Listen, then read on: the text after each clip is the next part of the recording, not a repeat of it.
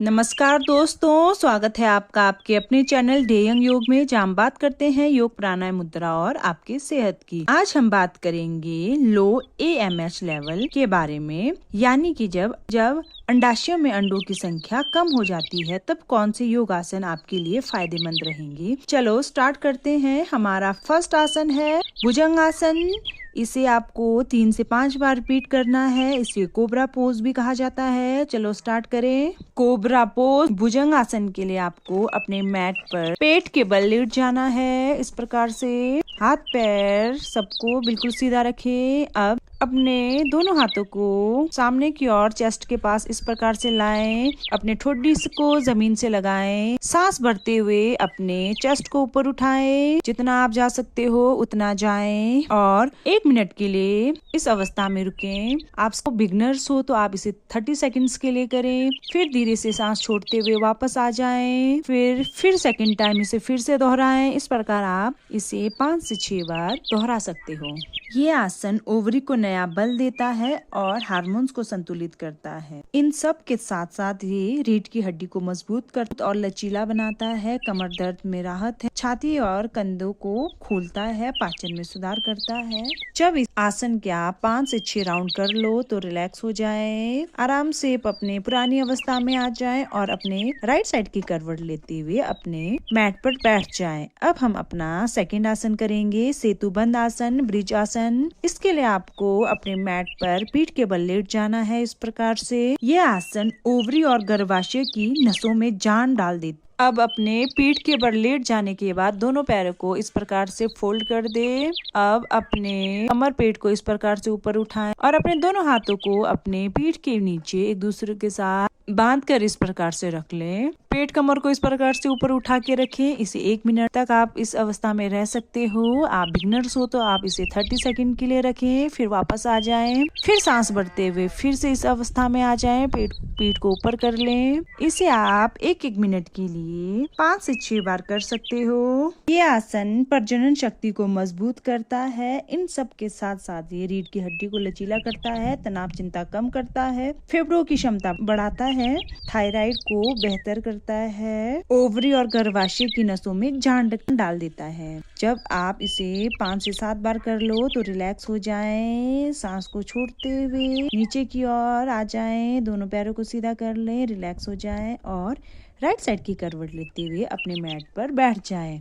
अब हम अपना तीसरा आसन वज्रासन करेंगे। इसके लिए आपको मैट पर इस प्रकार से घुटनों के बल बैठ जाना है। जिस प्रकार से वीडियो में बताया गया है इस प्रकार से बैठ जाएं। चलो स्टार्ट करते हैं। अपने मैट पर इस प्रकार से घुटनों के बल बैठ जाएं और इसी वज्रासन में हम गहरी सांस लेंगे और थोड़ा ध्यान करेंगे। अपने दोनों हाथों को अपने थाई के ऊपर रखें। कमर गर्दन सीधी, आंखें बंद, फेस सामने की ओर। सांस लें और छोड़ें। Take a deep breath in and out. इसी अवस्था में रहना है 1 मिनट के लिए। आप इससे ज्यादा भी रह सकते हो।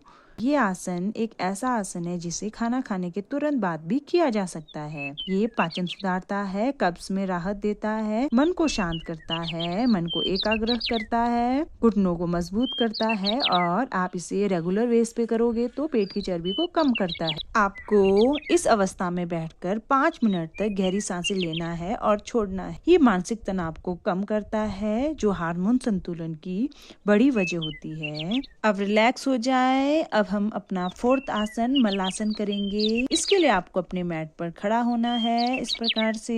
अब अपने दोनों पैरों को अपने क्षमता अनुसार खोलेंगे और अपने एड़ियों को अंदर की ओर और पंजों को बाहर की ओर इस प्रकार से खोलना है। अब अपने पैर को घुटनों से इस प्रकार से सांस छोड़ते हुए नीचे झुकाना है और नीचे बैठ जाना है। पैर दोनों खोले हुए होंगे, आपके घुटने दोनों बाहर की ओर। हाथों की पोजीशन नमस्कार वाली और हाथों के जो कोहनी है वो अपने घुटनों के पास इस प्रकार से अटकाएंगे और आराम से बैठ जाएंगे। गर्दन बिल्कुल सीधी, कमर सीधा और इस अवस्था में आपको 1 मिनट रुकना है। ये आसन पैल्विक क्षेत्र में खून के प्रवाह को बढ़ाता है और अंडाशयों की कार्य क्षमता को सुधारता है। ये लो AMH लेवल को बेहतर करने में आपकी मदद करता है। इसके साथ साथ ये पाचन सुधारता है, कब्ज में राहत देता है। नियमित अभ्यास से पेट की चर्बी को कम करता है, शरीर के निचले हिस्सों में लचीलापन लाता है। इस अभ्यास को आप 1-1 मिनट करके 2-3 बार कर सकते हो, आपकी क्षमता के अनुसार। आप बिगनर्स हो तो स्टार्टिंग में आप 1 ही राउंड करें, धीरे धीरे इसके राउंड्स बढ़ाएं। जब आपका टाइमिंग पूरा हो जाए, 1 मिनट हो जाए, तो आप रिलैक्स हो जाएं। जब आप रिलैक्स होते हो तो खड़े होने के बाद आपके पैर थोड़े से जाम हो जाते हैं, तो अपने पैरों को इस प्रकार से हिलाएं। अब हमारा नेक्स्ट प्राणायाम है अनुलोम विलोम। इस प्राणायाम के लिए आपको अपने मैट पर इस प्रकार से किसी भी सुख आसन में बैठ जाना है। हाथों की मुद्रा बनाएंगे, अपने अंगूठे के साथ वाली 2 उंगलियों को बंद कर दें। अब अपने लेफ्ट साइड के नोजल को अपनी सबसे छोटी उंगली और रिंग फिंगर से बंद करें। राइट वाले नोजल से सांस लें। अब सांस को रोक के रखें और अपने उंगलियों को लेफ्ट वाले नोजल से हटाएं और राइट वाले नोजल को अपने अंगूठे से बंद करें। अब लेफ्ट वाले नोजल से सांस छोड़ें और उसी नोजल से सांस लें। सांस को रोके। अब राइट वाले नोजल को अंगूठे से जो दबा रखा है उसको छोड़ें और अब अपने लेफ्ट वाले नोजल को अपने उंगलियों से बंद करें, छोटी उंगली और रिंग फिंगर से बंद करें और राइट साइड के नोजल से सांस छोड़ें और सांस लें। इस प्रक्रिया को आप 1 मिनट से 10 मिनट तक कर सकते हो। स्टार्टिंग में 1 मिनट से स्टार्ट करें, धीरे धीरे इसको बढ़ा के 10 मिनट तक ले जाएं। ये शरीर के अंदर ऊर्जा के संतुलन को बनाए रखता है, जिससे हार्मोन सही मात्रा में बनते हैं। रोज कम से कम 10 मिनट तक इसे जरूर करें। इसके साथ साथ ये मन को शांत करता है, फेफड़ों की क्षमता को बढ़ाता है, विचार को सुधारता है, शरीर में ऊर्जा को एकत्रित करता है, इकट्ठा करता है, दिल के स्वास्थ्य के लिए बहुत ही लाभकारी है, तनाव को कम करता है, जो आपके हार्मोन्स को अच्छे से बनने में सहायता करता है। योगा के साथ साथ अपने खाने पीने में भी थोड़ा ध्यान रहे।